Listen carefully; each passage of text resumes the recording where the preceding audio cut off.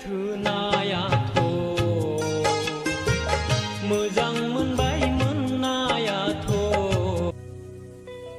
सना मा आं नोंखौ बुंदो।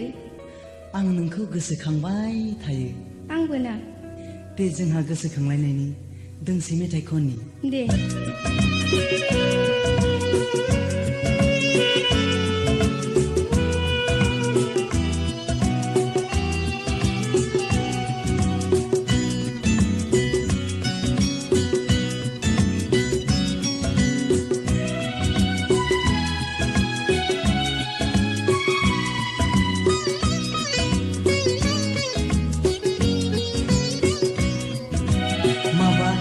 मोनदों नोंखौ गोसोखांनानै माबा जादों गोरबो खनायाव